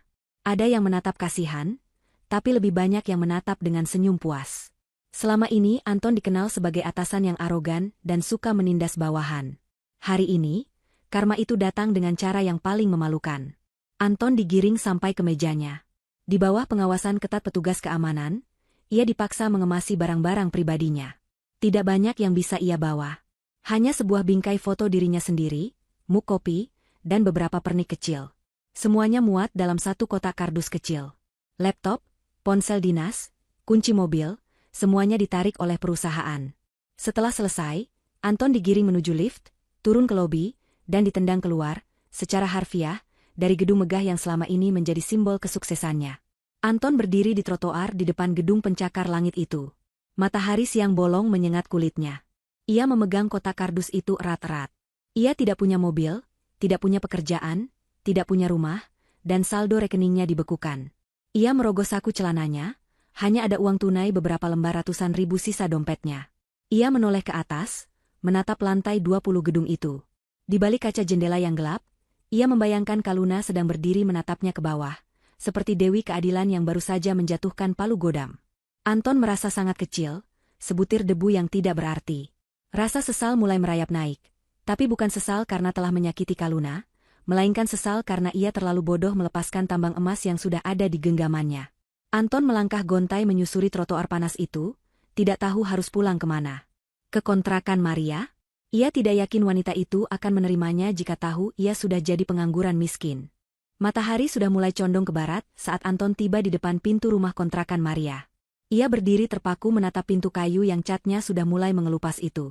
Di tangannya, kotak kardus berisi barang-barang pribadinya terasa semakin berat, seolah berisi batu-batu penyesalan yang menghimpit dada. Anton menarik napas panjang, mencoba mengumpulkan sisa-sisa keberanian yang ia miliki. Ia tidak tahu bagaimana harus menjelaskan semua ini kepada Maria. Wanita itu tahunya Anton adalah manajer sukses yang kaya raya, bukan pengangguran yang baru saja dipecat dengan tidak hormat dan diusir dari rumahnya sendiri. Anton merogoh saku celananya, mencari kunci cadangan. Tangannya gemetar saat memasukkan anak kunci ke lubangnya. Dengan bunyi klik pelan, pintu terbuka. Suasana di dalam rumah kontrakan itu terasa pengap. Kipas angin tua di sudut ruangan berputar perlahan, mengeluarkan suara mendecit yang mengganggu telinga. Maria sedang duduk santai di sofa busa, kakinya diselonjorkan ke meja, sementara tangannya sibuk memegang ponsel. Ia menoleh saat mendengar pintu terbuka. Alisnya terangkat sebelah melihat Anton pulang di jam kerja dengan penampilan yang jauh dari kata rapi. Kemeja Anton kusut, wajahnya kusam berminyak, dan kotak kardus di pelukannya menceritakan kisah yang tidak perlu dijelaskan dengan kata-kata. Loh, Mas? Kok sudah pulang jam segini? Terus itu kotak apa? Maria bertanya dengan nada curiga. Matanya tidak lepas dari kotak kardus di tangan Anton. Ia menurunkan kakinya dari meja, firasat buruk mulai merayapi hatinya. Anton tidak langsung menjawab. Ia berjalan gontai menuju meja makan kecil di sudut ruangan, meletakkan kotak kardus itu dengan kasar hingga menimbulkan bunyi gedebuk. Ia menghempaskan tubuhnya ke kursi plastik, memijat pelipisnya yang berdenyut nyeri. Kepalanya terasa mau pecah. Bayangan wajah dingin Kaluna saat memecatnya tadi masih menari-nari di pelupuk matanya. Mas, aku tanya kok diam saja sih? Kamu kenapa? Sakit? Atau jangan-jangan kamu ada masalah lagi sama si mantan istrimu itu? Maria mendesak, suaranya mulai meninggi. Ia bangkit dari sofa dan menghampiri Anton, berdiri di sampingnya dengan tangan berkacak pinggang. Anton mendongak, menatap wajah Maria. Dulu ia melihat wajah ini sebagai simbol keberhasilannya menaklukkan wanita cantik. Dulu ia merasa bangga bisa memiliki wanita yang pandai berdandan ini. Tapi sekarang, entah kenapa wajah Maria terlihat menyebalkan. Lapisan bedak tebal dan lipstik merah menyala itu terlihat seperti topeng yang menutupi keserakahan. Aku dipecat, Maria. Suara Anton keluar parau, hampir seperti bisikan. Apa? Maria membelalakan matanya. Kamu bercandakan, Mas? Mana mungkin manajer sekelas kamu dipecat begitu saja? Pasti ini cuma skorsing atau cuti paksa kan? Anton menggeleng lemah. Bukan skorsing. Ini pemecatan. Perusahaan itu ternyata milik keluarga Kaluna. Ibunya adalah pemilik saham terbesar. Sekarang Kaluna yang memegang kendali penuh. Dia memecatku hari ini juga. Semua fasilitas ditarik. Mobil, laptop, akses rekening, semuanya hilang. Aku tidak punya apa-apa lagi selain baju yang kupakai dan isi kotak ini. Hening. Keheningan yang mencekam menyelimuti ruangan sempit itu selama beberapa detik. Anton menunggu reaksi Maria. Ia berharap wanita itu akan memeluknya, memberinya semangat, atau mengatakan bahwa mereka akan menghadapi ini bersama-sama, seperti janji-janji manis yang sering Maria bisikan saat mereka berselingkuh dulu. Namun, harapan Anton hancur berkeping-keping. Wajah Maria yang tadi terkejut, kini berubah merah padam karena marah. Matanya menatap Anton dengan nyalang, penuh kebencian dan kejijikan. Kamu bilang apa? Kamu dipecat? Kamu tidak punya apa-apa lagi? Jadi janji mobil baru itu bohong? Janji mau belikan aku apartemen bulan depan itu juga bohong? Anton terperangah. Maria, kamu kok ngomongnya begitu? Aku lagi kena musibah. Seharusnya kamu dukung aku dong. Kita kan saling mencintai. Harta bisa dicari lagi, yang penting kita bersama. Cuy. Maria meludah ke lantai, tepat di dekat sepatu Anton. Cinta kamu bilang? Mas, sadar diri dong. Aku mau sama kamu karena kamu manajer. Karena kamu punya uang. Karena kamu janjiin aku hidup enak. Kalau kamu cuma pengangguran miskin yang numpang di kontrakan aku, buat apa aku sama kamu? Makan tuh cinta. Kata-kata Maria menampar Anton lebih keras daripada tamparan fisik. Ia tidak menyangka wanita yang selama ini ia puja, yang demi dia Anton rela menceraikan istri sebaik Kaluna, ternyata memiliki hati sebusuk ini. Ternyata Kaluna benar. Kaluna pernah mengingatkannya dulu, bahwa orang yang datang karena harta akan pergi saat harta itu habis. Anton terlalu buta untuk mendengarnya. Kamu wanita matre. Dasar tidak tahu diri. Selama ini aku sudah habiskan uangku buat kamu. Tas, baju, perhiasan, semuanya aku yang belikan. Sekarang aku susah, kamu malah injak-injak aku. Anton bangkit berdiri, emosinya meledak. Ia menunjuk-nunjuk wajah Maria dengan jari telunjuknya yang gemetar. Maria tidak takut sedikitpun. Ia menepis tangan Anton kasar. Jangan tunjuk-tunjuk ya. Itu semua kan hadiah. Wajar dong kalau pacar kasih hadiah. Salah sendiri kamu bodoh. Punya istri kaya raya malah dicerain demi aku. Padahal kalau kamu sabar sedikit, kamu bisa jadi orang kaya beneran. Sekarang lihat dirimu, menyedihkan. Keluar kamu dari rumahku. Aku tidak mau nampung sampah di sini. Pertengkaran itu semakin memanas. Anton yang merasa harga dirinya diinjak-injak mulai membanting barang-barang di meja. Gelas plastik melayang, piring pecah berantakan di lantai. Suara teriakan mereka terdengar sampai ke tetangga sebelah. Anton merasa dunianya runtuh total. Ia kehilangan Kaluna, kehilangan pekerjaan, kehilangan harta, dan sekarang ia sadar ia juga tidak pernah memiliki cinta Maria. Di tengah keributan itu, tiba-tiba terdengar suara sirine mobil yang meraung-raung di depan rumah. Suaranya begitu dekat dan nyaring, mematikan teriakan Anton dan Maria seketika. Mereka berdua terdiam, saling berpandangan dengan wajah pucat. Maria berlari ke jendela, mengintip dari balik tirai tipis. Matanya terbelalak ketakutan. Mas, ada polisi, banyak sekali, bisik Maria gemetar. Belum sempat Anton mencerna apa yang terjadi, pintu depan yang tidak terkunci itu didorong terbuka dengan keras. 3 orang petugas kepolisian berseragam lengkap masuk dengan senjata tersarung di pinggang, diikuti oleh 2 orang berpakaian preman. Di belakang mereka, terlihat beberapa tetangga yang penasaran mulai berkumpul menonton. "Saudara Anton?" tanya salah satu polisi yang memiliki pangkat paling tinggi di pundaknya. Suaranya tegas dan tidak mau dibantah. Anton mundur selangkah, kakinya menabrak kursi. "Ya, saya Anton. Ada apa ini, Pak?" "Kami dari kepolisian. Kami membawa surat perintah penangkapan atas nama saudara. Anda dilaporkan atas dugaan tindak pidana penggelapan dana perusahaan dalam jumlah besar, pemalsuan dokumen keuangan, serta penipuan investasi yang melibatkan dana pihak ketiga. Saudara diminta ikut kami ke kantor polisi sekarang juga untuk dimintai keterangan." Polisi itu menunjukkan selembar kertas resmi dengan kop surat kepolisian. Lutut Anton langsung lemas. Ia ambruk ke kursi. Penggelapan dana perusahaan memang ia lakukan, itu fakta yang diungkap Kaluna tadi pagi. Tapi penipuan investasi? Anton baru ingat. Ia pernah mengajak beberapa teman kantor dan relasi bisnis untuk menanam modal di proyek fiktif, demi menutupi gaya hidupnya bersama Maria. Rupanya, setelah berita pemecatannya tersebar, para korban investasi bodong itu langsung melapor ke polisi secara serentak. "Tapi Pak, saya bisa jelaskan ini salah paham." Anton mencoba membela diri, tapi suaranya hilang ditelan ketakutan. "Silakan jelaskan di kantor polisi. Saudara berhak diam atau didampingi pengacara." Borgol dia. Perintah komandan polisi itu singkat. Dua petugas maju, menarik tangan Anton ke belakang punggungnya. Bunyi besi beradu terdengar mengerikan saat borgol dingin itu mengunci pergelangan tangan Anton. Rasa dingin dari besi itu merambat ke seluruh tubuhnya, membekukan darahnya. Anton menoleh ke arah Maria, berharap wanita itu setidaknya menunjukkan rasa simpati. "Maria, tolong telepon pengacara. Tolong aku," seru Anton panik saat digiring keluar. Namun, apa yang dilakukan Maria membuat hati Anton benar-benar mati. Wanita itu justru sibuk memasukkan baju-bajunya ke dalam koper besar.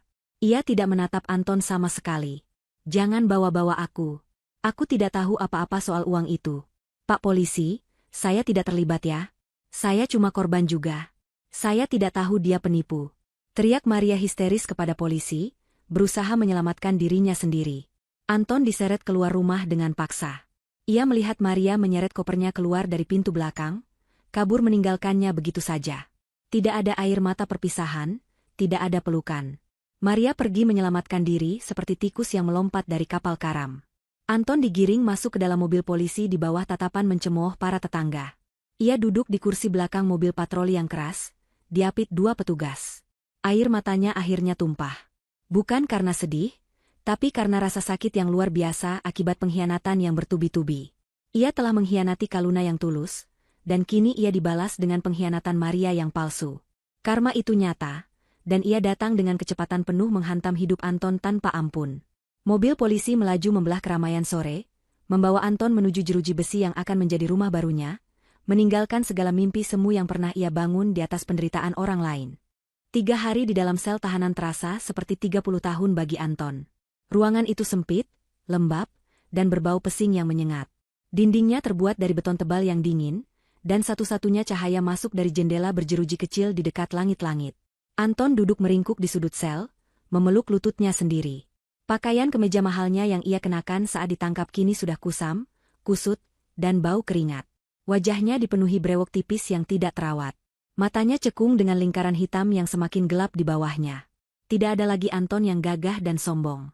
Yang tersisa hanyalah sesosok pria pecundang yang hancur lebur. Makanan di penjara sangat sederhana, nasi keras dengan lauk seadanya yang rasanya hambar. Anton hampir tidak menyentuh makanannya. Nafsu makannya hilang total. Pikirannya terus berputar pada kejadian-kejadian seminggu terakhir. Seminggu yang lalu, ia masih tidur di kasur empuk, merasa sebagai raja yang memegang kendali. Hari ini, ia tidur di lantai semen yang dingin beralaskan tikar tipis, dikelilingi oleh tahanan lain yang menatapnya dengan tatapan liar. Anton masih belum bisa menerima kenyataan ini sepenuhnya. Ia masih berharap ini semua hanya mimpi buruk, dan ia akan segera bangun di kamarnya yang nyaman. Suara langkah sepatu bot sipir penjara terdengar menggema di lorong, membuyarkan lamunan Anton. Langkah itu berhenti tepat di depan selnya. Bunyi kunci beradu dengan pintu besi terdengar nyaring. "Tahanan Anton, ada kunjungan," teriak sipir itu dengan suara berat. Jantung Anton berdegup kencang. Siapa yang menjenguknya? Apakah Maria kembali karena merasa bersalah? Atau mungkin teman-teman kantornya yang ingin membantunya? Atau mungkinkah Kaluna? Harapan kecil tumbuh di hati Anton. Mungkin Kaluna sudah tidak marah lagi. Mungkin Kaluna datang untuk mencabut laporannya. Anton buru-buru berdiri, merapikan bajunya sebisanya, dan menyisir rambutnya dengan jari. Ia digiring menuju ruang kunjungan. Di sana, dibatasi oleh meja panjang dan sekat kaca, duduklah seseorang. Harapan Anton langsung surut.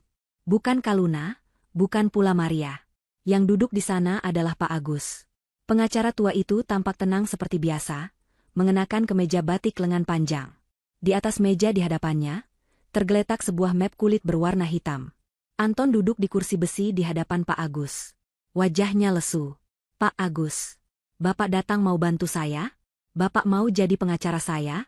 Saya mohon Pak, tolong bilang ke Kaluna. Saya minta maaf.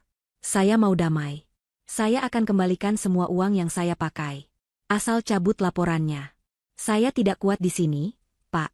Anton memohon dengan suara serak, air mata mulai menggenang di pelupuk matanya. Pak Agus menatap Anton dengan tatapan yang sulit diartikan.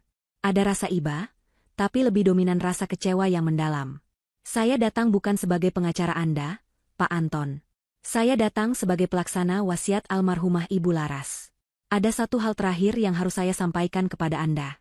Sebuah amanat yang tertunda karena situasi yang Anda ciptakan sendiri. Anton mengernyitkan dahi. Wasiat? Wasiat apa lagi? Bukannya saya sudah tidak dapat apa-apa karena saya tanda tangan surat sialan itu? Benar. Untuk harta warisan dan aset perusahaan, Anda memang sudah kehilangan hak sepenuhnya. Tapi, Ibu Laras adalah wanita yang sangat bijaksana dan memikirkan segala kemungkinan. Beliau tahu Anda ambisius dan ingin punya usaha sendiri. Beliau sebenarnya sangat menghargai kerja keras Anda, meskipun beliau tahu Anda sering meremehkannya. Pak Agus membuka map hitam itu pelan-pelan. Ia mengeluarkan selembar sertifikat deposito berjangka dan sebuah surat perjanjian hibah yang belum ditandatangani. Ibu Laras sudah menyiapkan dana khusus untuk Anda, Pak Anton. Ini bukan bagian dari harta Gonogini, melainkan dana hibah murni. Beliau menyebutnya modal usaha menantu. Nilainya 5 miliar rupiah. Uang ini disiapkan tunai di rekening terpisah, khusus untuk modal Anda membangun bisnis impian Anda sendiri, agar Anda tidak perlu lagi merasa rendah diri di hadapan keluarga besar. Mata Anton membelalak lebar hingga hampir keluar. 5 miliar? Angka itu terngiang-ngiang di kepalanya. 5 miliar rupiah adalah jumlah yang sangat besar. Dengan uang sebanyak itu, ia bisa melunasi semua hutang judinya, menutup kerugian investasi bodongnya, bahkan membuka perusahaan baru dan hidup mewah. Napas Anton memburu. Mana uangnya? Pak, kalau ada uang itu, saya bisa ganti kerugian perusahaan Kaluna. Saya bisa bebas. Berikan pada saya, Pak. Tangan Anton gemetar berusaha meraih dokumen itu, tapi terhalang oleh kaca pemisah. Pak Agus menahan dokumen itu dengan tangannya. Tunggu dulu. Dengarkan saya sampai selesai. Dana hibah ini memiliki syarat pencairan yang sangat spesifik yang ditulis langsung oleh tangan Ibu Laras. Syaratnya sederhana sekali. Pak Agus menunjuk paragraf di bagian bawah surat itu. Ia membacakan isinya. Dana ini akan diserahkan sepenuhnya kepada menantu saya, Anton, dengan syarat, ia tetap mendampingi putri saya, Kaluna, sebagai suami yang sah, dan menyelesaikan seluruh prosesi pemakaman saya dengan baik dan hormat, tanpa menimbulkan keributan atau menyakiti hati putri saya di hari kematian saya. Pak Agus berhenti membaca, lalu menatap Anton lekat-lekat. Bapak ingat apa yang Bapak lakukan tepat di hari pemakaman? Bapak ingat Bapak melempar map perceraian di depan liang lahat yang masih basah? Bapak ingat Bapak berkata kasar dan membuat Kaluna dipermalukan di depan semua pelayat? Wajah Anton pucat pasi, lebih pucat dari mayat. Mulutnya terbuka tapi tidak ada suara yang keluar. Tenggorokannya tercekat. Saat Bapak melempar map itu dan memaksa Kaluna menandatanganinya di makam, detik itu juga syarat pencairan dana ini batal demi hukum. Bapak sendiri yang menghanguskan rezeki Bapak. Bapak gagal memenuhi syarat, mendampingi dengan hormat. Ibu Laras sudah memprediksi ini. Beliau memberi pilihan, jika Anton setia, dia dapat modal besar. Jika Anton berkhianat, uang ini akan disumbangkan ke panti asuhan. Pak Agus menutup map itu kembali dengan tegas. Jadi, kedatangan saya hari ini hanya untuk memberitahu Anda tentang apa yang baru saja Anda lewatkan. Uang 5 miliar ini, pagi ini juga sudah saya transfer ke rekening donasi sosial sesuai amanat wasiat. Anda tidak mendapatkan sepeser pun. Bukan karena Kaluna jahat, tapi karena Anda tidak sabar. Kalau saja Anda menahan diri 1 hari saja. Kalau saja Anda bersikap sopan di pemakaman itu. Uang ini sekarang sudah ada di tangan Anda. Anton merasa dadanya sesak luar biasa, seolah ada tangan tak terlihat yang meremas jantungnya hingga hancur. Penyesalan yang datang kali ini bukan lagi penyesalan biasa, tapi penyesalan yang menghancurkan jiwa. Ia membayangkan uang 5 miliar itu. Ia membayangkan kebebasan. Dan semuanya hilang hanya karena ia ingin terlihat gagah di depan selingkuhannya. Hanya karena ia ingin pamer kekuasaan di depan istri yang ia anggap lemah. Kesombongannya di pemakaman itu ternyata adalah harga termahal yang pernah ia bayar seumur hidup. Arg! Anton berteriak histeris. Ia memukul meja di depannya dengan kedua tangan yang terborgol. Ia menjambak rambutnya sendiri dengan frustrasi. Tidak. Tidak mungkin. Bapak bohong. Kembalikan uang itu. Itu hak saya. Saya menantunya. Pak Agus berdiri, tidak terpengaruh oleh teriakan Anton. Petugas sipir mulai mendekat untuk mengamankan situasi. Itu bukan hak Anda lagi, Pak Anton. Itu adalah sedekah dari kebodohan Anda. Semoga Anda bisa belajar banyak di tempat ini. Selamat siang. Pak Agus membalikkan badan dan berjalan keluar ruangan dengan langkah tenang, meninggalkan Anton yang meraung-raung seperti orang gila. Anton diseret kembali ke selnya oleh 2 orang sipir. Ia meronta-ronta, menangis, dan tertawa gila bergantian. Pikirannya terguncang hebat. Fakta ini jauh lebih menyakitkan daripada pemecatan atau penjara itu sendiri. Fakta bahwa ia sebenarnya sudah menang, tapi ia sendiri yang membatalkannya. Ia seperti orang yang sudah memegang tiket lotre juara 1, lalu membakarnya hanya untuk menyalakan rokok. Di dalam sel yang gelap dan dingin, Anton meringkuk di lantai, memukuli kepalanya sendiri ke tembok, mencoba mengusir bayangan uang 5 miliar yang melayang pergi bersama angin. Ia benar-benar telah kehilangan segalanya. Bahkan harapan yang sempat disiapkan oleh mertua yang ia hina. Ia sendirian, miskin, dan hancur, terperangkap dalam jeruji besi yang ia ciptakan dari keserakahannya sendiri. Waktu bergulir dengan cara yang unik. Bagi mereka yang sedang menderita, waktu terasa merayap lambat penuh siksaan. Namun bagi mereka yang sedang membangun harapan, waktu melesat cepat membawa perubahan. 6 bulan telah berlalu sejak badai besar yang menghantam hidup Kaluna dan menghancurkan kesombongan Anton. Rumah tua peninggalan Ibu Laras kini tidak lagi terlihat suram dan kusam. Suara ketukan palu, deru gergaji mesin, dan teriakan semangat para tukang bangunan mengisi udara setiap harinya. Kaluna memutuskan untuk merenovasi total rumah masa kecilnya itu. Bukan untuk dijadikan istana mewah demi pamer kekayaan, melainkan untuk mewujudkan mimpi terakhir almarhumah ibunya. Ibu Laras selalu bercita-cita menjadikan rumah itu sebagai tempat yang bermanfaat bagi orang banyak. Sebuah pusat pelatihan dan pemberdayaan bagi perempuan-perempuan yang kurang beruntung, janda-janda tua yang terlantar, dan anak-anak putus sekolah. Kaluna berdiri di halaman depan, mengenakan helm proyek berwarna putih yang menutupi sebagian hijabnya. Ia memegang gulungan desain arsitektur, berdiskusi serius dengan mandor bangunan. Wajahnya terlihat lebih segar dan bercahaya. Beban berat yang selama bertahun-tahun menekan bahunya saat menjadi istri Anton kini telah hilang sepenuhnya. Ia bukan lagi Kaluna yang takut salah bicara, bukan lagi Kaluna yang harus menyembunyikan kecerdasannya. Ia kini adalah Kaluna sang pemimpin, wanita yang setiap keputusannya ditunggu oleh ratusan karyawan di perusahaan, dan wanita yang kelembutannya menjadi kekuatan bagi orang-orang di sekitarnya. Debu-debu renovasi beterbangan, namun mata Kaluna berbinar melihat kerangka atap aula serbaguna yang mulai terpasang kokoh. Di tengah kesibukan itu, sebuah mobil sedan berwarna perak berhenti di depan gerbang. Dari dalamnya keluar seorang pria berperawakan tegap dengan senyum yang meneduhkan. Itu adalah Julian. Pria itu adalah salah satu mitra bisnis lama Ibu Laras yang bergerak di bidang konstruksi dan pendidikan. Sejak Kaluna mengambil alih perusahaan, Julianlah yang paling banyak membantunya beradaptasi dengan dunia bisnis yang keras tanpa pernah mengguruinya. Julian berjalan mendekat dengan sopan, menjaga pandangannya. Ia tidak membawa bunga atau coklat rayuan, melainkan membawa map berisi proposal kerjasama untuk program pelatihan menjahit yang akan diadakan di pusat pemberdayaan milik Kaluna nanti. Hubungan mereka tumbuh perlahan, bukan didasari nafsu seperti hubungan Anton dan Maria, melainkan didasari kesamaan visi dan rasa saling menghormati yang mendalam. Selamat siang, Bu Kaluna. Saya membawa kabar baik dari Dinas Sosial. Izin operasional untuk pusat pelatihan ini sudah keluar pagi ini, sapa Julian dengan nada ramah. Kaluna tersenyum lebar, senyum tulus yang sudah lama hilang dari wajahnya. Ia menerima map itu dengan penuh syukur. Kehadiran Julian memberikan warna baru dalam hidupnya. Julian adalah kebalikan dari Anton. Jika Anton selalu menuntut dilayani, Julian selalu bertanya apa yang bisa dibantu. Jika Anton selalu meremehkan pendapat Kaluna, Julian justru selalu mendengarkan ide-ide Kaluna dengan antusias. Meski belum ada ikatan resmi di antara mereka, semua orang bisa merasakan adanya harmoni yang indah setiap kali mereka berdiskusi. Mereka berdua berjalan berkeliling memantau progres pembangunan. Julian menjelaskan detail teknis tentang sistem sanitasi dan pencahayaan yang ramah lingkungan. Kaluna mendengarkan dengan seksama, sesekali memberikan masukan tentang tata letak ruang kelas agar lebih nyaman bagi para ibu-ibu lansia nantinya.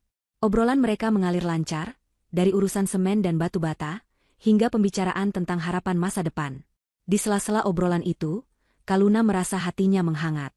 Ia menyadari bahwa ia berhak bahagia. Ia berhak mendapatkan pendamping yang memandangnya sebagai mitra setara, bukan sebagai objek penderita.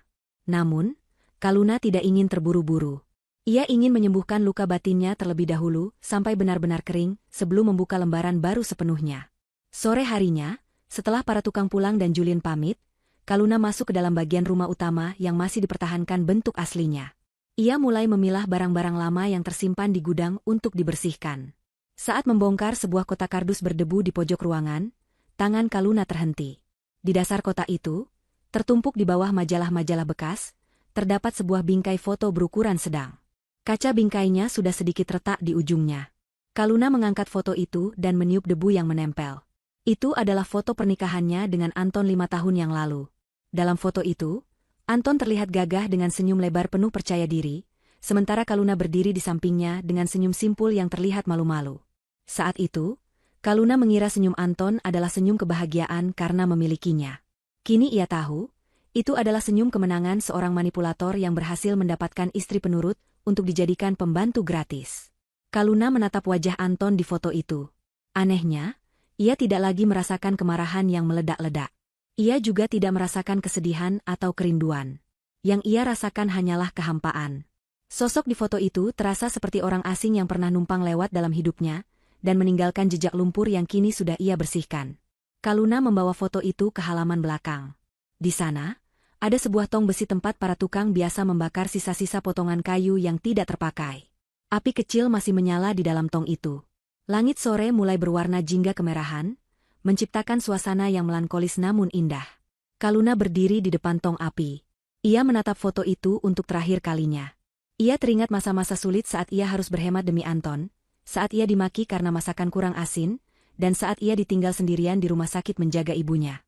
Semua kenangan pahit itu berputar sekilas seperti film hitam putih yang rusak. Terima kasih, Anton. Karena kekejamanmu, aku belajar menjadi wanita yang kuat. Karena pengkhianatanmu, aku menemukan kembali harga diriku yang sempat hilang, gumam Kaluna pelan. Tanpa ragu sedikitpun, ia melemparkan bingkai foto itu ke dalam tong. Api dengan cepat menyambar bingkai kayu yang kering itu. Lidah api menjilat permukaan foto, membakar wajah Anton yang tersenyum palsu, mengubahnya menjadi abu hitam yang rapuh. Kaluna melihat foto itu hangus, mengerut, dan akhirnya hancur menjadi debu yang terbang terbawa angin sore. Bersama dengan abunya foto itu, Kaluna merasa ada rantai berat yang putus dari kakinya. Ia menarik napas panjang, menghirup udara kebebasan yang terasa begitu segar memenuhi paru-parunya. Kaluna kembali masuk ke dalam rumah dan menyalakan televisi di ruang keluarga untuk menemani kesendiriannya. Berita malam sedang berlangsung. Pembawa berita dengan wajah serius membacakan sebuah segmen tentang penindakan hukum kasus kejahatan kerah putih. Tiba-tiba, wajah Anton muncul di layar kaca. Bukan Anton yang gagah seperti di foto tadi, melainkan Anton yang mengenakan rompi oranye bertuliskan tahanan. Wajahnya kusam, matanya kosong, dan rambutnya dicukur hampir botak. Ia berjalan menunduk menghindari sorotan kamera wartawan saat digiring menuju mobil tahanan kejaksaan. Teks berjalan di bawah layar tertulis.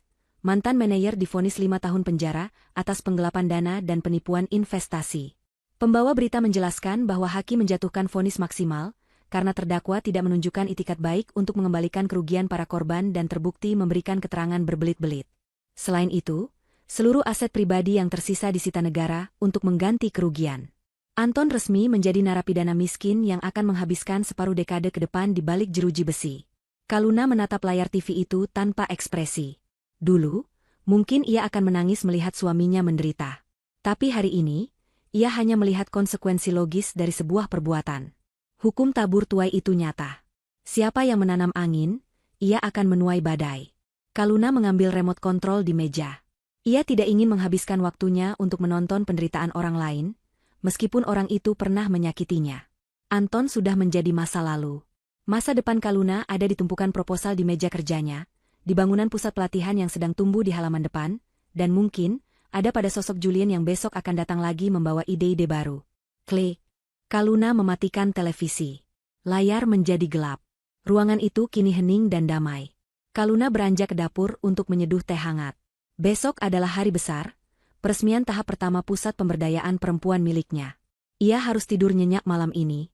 Kaluna mematikan lampu ruang tengah dan melangkah menuju kamarnya dengan hati yang ringan, meninggalkan bayangan Anton yang terkurung di dalam kotak televisi yang mati, selamanya tertinggal di belakang punggungnya. 3 tahun kemudian. Roda nasi berputar tanpa henti, menggiling mereka yang diam di tempat dan mengangkat mereka yang terus berusaha. Kota telah berubah wajah dalam 3 tahun terakhir. Gedung-gedung baru bermunculan, jalanan semakin padat, dan laju kehidupan semakin cepat. Di pinggiran kota, sebuah gerbang besi raksasa berdecit terbuka perlahan. Itu adalah gerbang lembaga pemasyarakatan. Dari celah gerbang itu, seorang pria melangkah keluar dengan ragu-ragu. Pria itu kurus kering. Kulitnya terbakar matahari dan kasar. Punggungnya sedikit membungkuk seolah memikul beban tak kasat mata. Rambutnya yang dulu hitam klimis kini dipenuhi uban yang tidak teratur.